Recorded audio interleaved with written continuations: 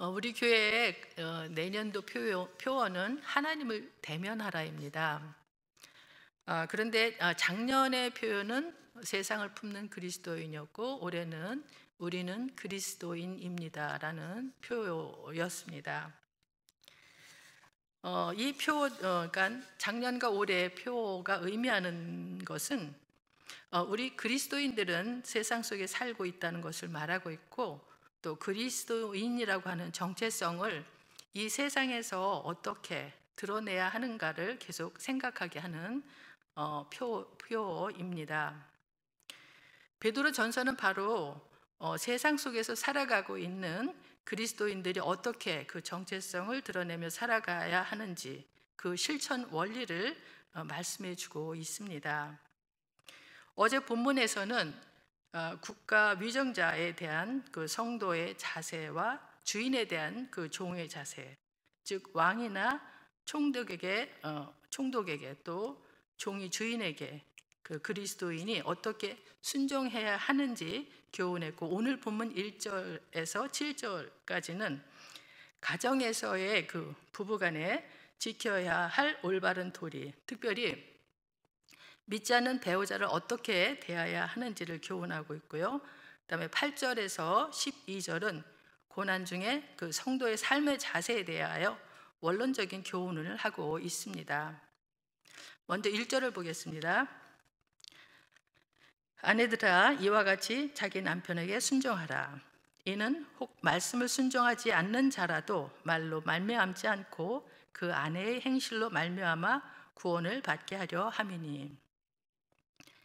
여기서 이와 같이라고 하는 말은 어제 본문 2장 13절에서 25절에서 설명한 그 그리스도인의 종된 자의 자세와 같이 자기 남편에게도 순종하라는 것입니다.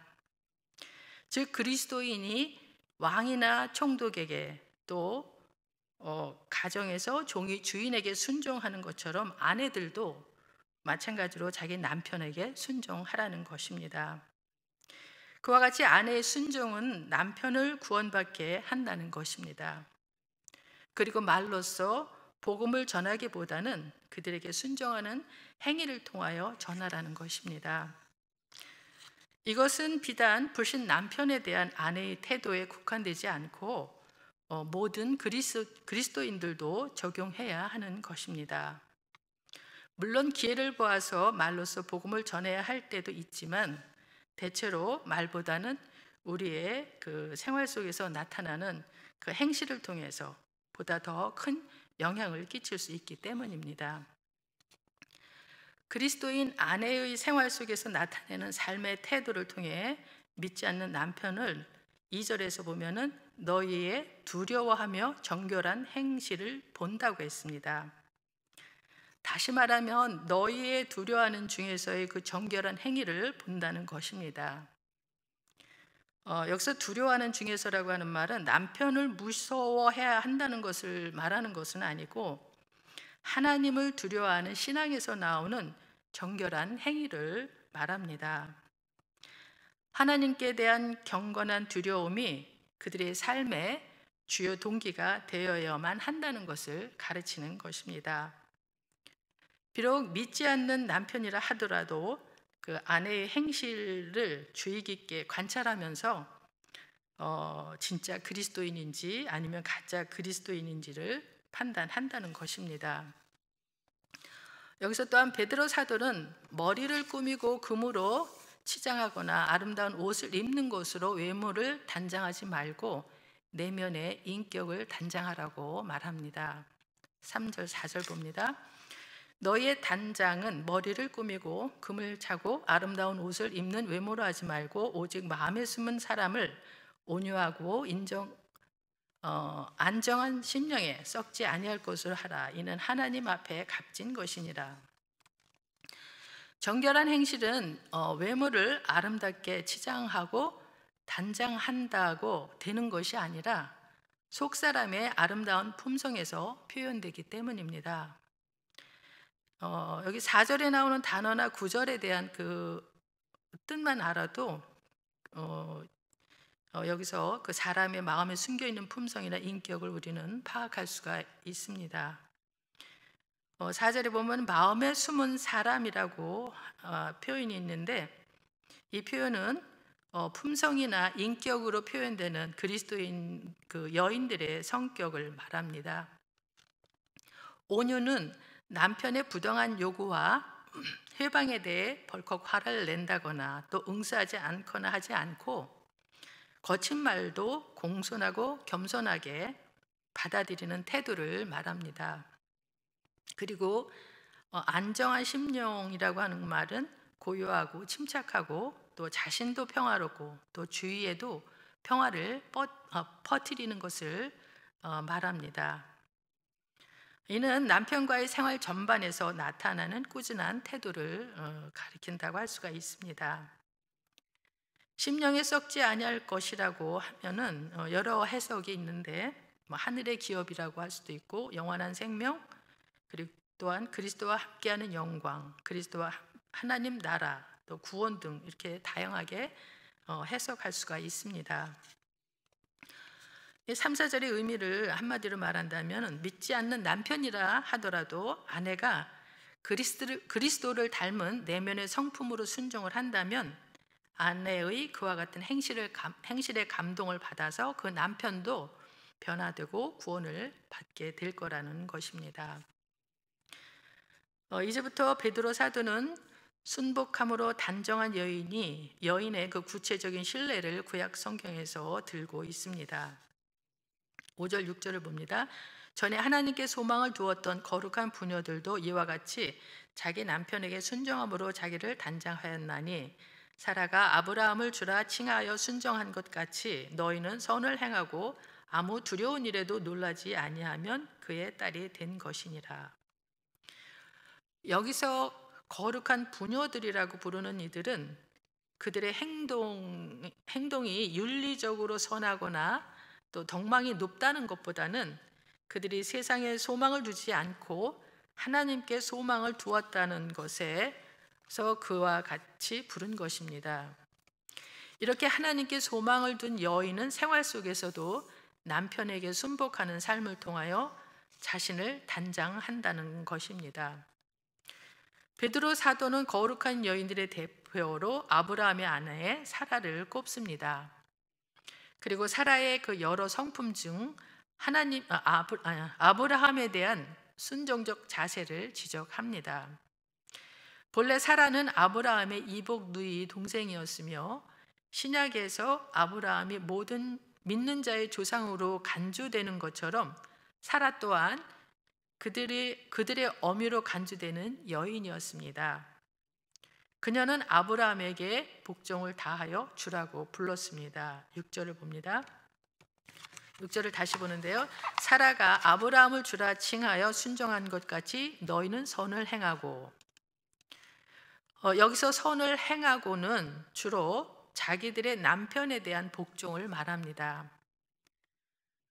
그러나 아무 두려운 일에도 놀라지 아니하면 그의 딸이 된 것이니라. 이 말은 당시 소아시아 지역의 그 그리스도인들이 처해 있던 상황 가운데서 이해되어야 할 것입니다.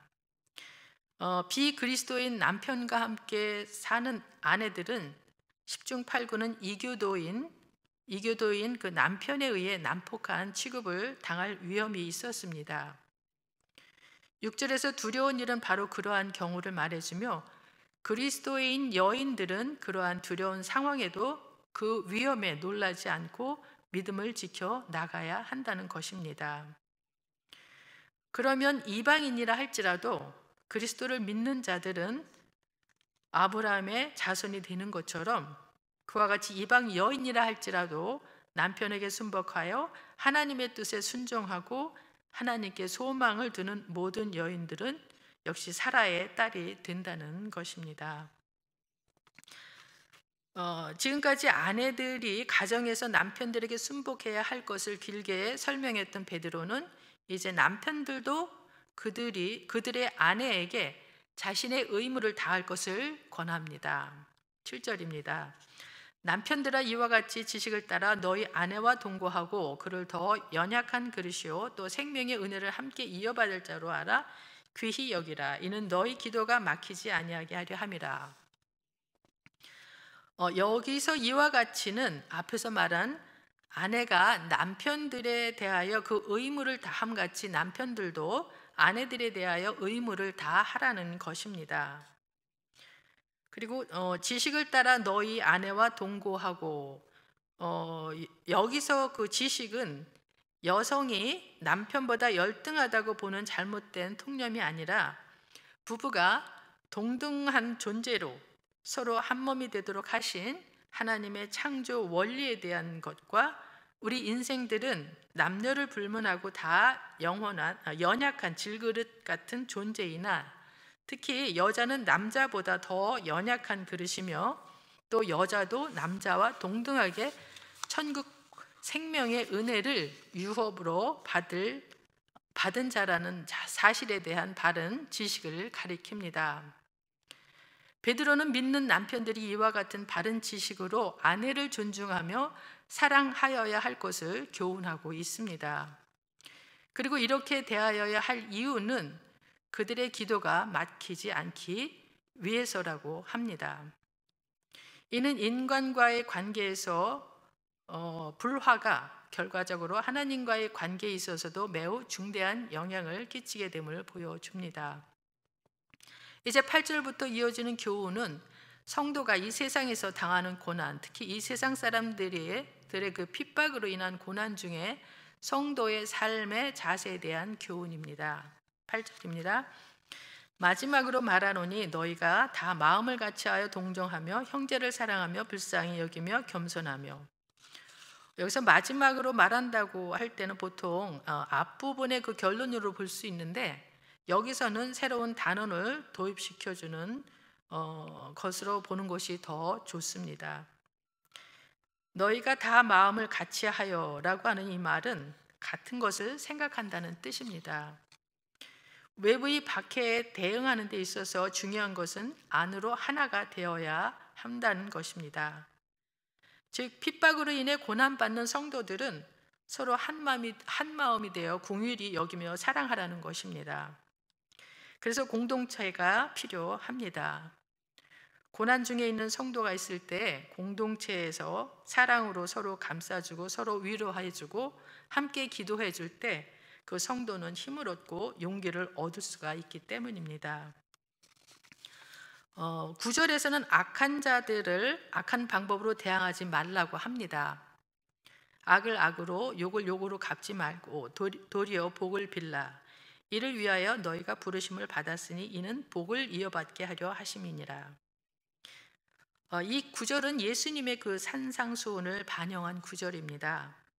나는 너희에게 이르노니 악한 자를 대적하지 말라 이렇게 말씀하고 있죠. 8절에서는 그리스도인 상호 간의 태도를 말했지만 여기서는 외부의 박해자를 대하는 태도에 대해 말씀합니다. 박해를 당하고 있는 성도들에게 오히려 한 걸음 더 나아가 박해자들을 축복하고 하나님께 기도하여 축복하시도록 하라고 권고를 합니다. 이를 위하여 너희가 부르심을 입었다고 합니다. 하나님이 그리스도 안에서 죄인들에게 은혜를 베푸시고 축복을 주신 것 같이 성도들도 우리에게 범죄한 자들에게 선으로 갚아야 한다는 것입니다. 이것이 우리를 그 부르심의 본질이라고 할 수가 있습니다. 10절부터 12절까지는 시편 34편 12절에서 16절을 인용하여 박해자들에게 보복하지 말고 친절하게 대할 것에 대하여 권면하고 있습니다. 10절부터 보겠습니다. 그러므로 생명을 사랑하고 좋은 날 보기를 원하는 자는 혀를 금하여 악한 말을 그치며 그 입술로 거짓을 말하지 말고 악에서 떠나 선을 행하고 화평을 구하며 그것을 따르라. 주의 눈은 의인을 향하시고 그의 귀는 의인의 간구에 기울이시되 주의 얼굴은 악행하는 자들을 대하시느니라 하였느니라. 이 구절들은 성도가 악한 자들을 악한 방법으로 대항하지 말아야 하는 이유를 보여줌으로써 구절 말씀을 다시 한번 강조하고 있습니다. 우리는 악한 자들을 악한 방법으로 대항하지 말라는 교훈에서 두 가지 교훈을 발견하게 됩니다. 첫째는 악한 자들을 악한 방법으로 대항할 때 근본적으로 죄를 멀리하고 의를 행해야 할 성도 자신이 죄에 빠지게 되는 결과를 낳게 된다는 것입니다.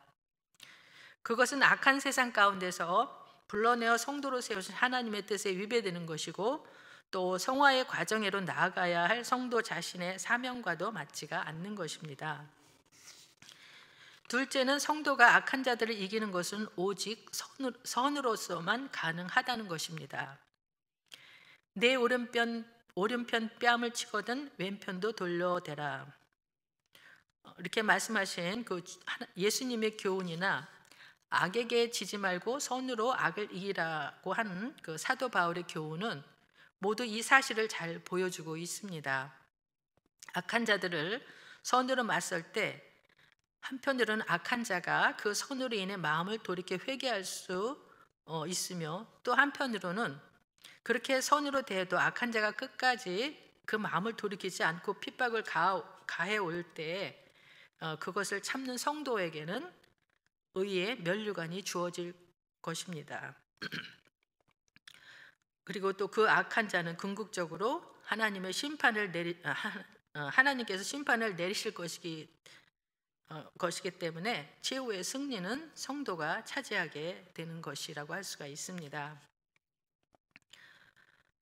우리는 이 세상에 살고 있는 그리스도인입니다. 세상은 언제나 그리스도인들에 대해서 적대적이지만 우리는 성경 말씀에 순종함으로써 날마다 승리할 수 있어야 합니다. 우리 모두가 날마다 승리하는 그리스도인들이 되시기를 축복합니다. 오늘 들으신 말씀 갖고 우리 같이 기도하겠습니다.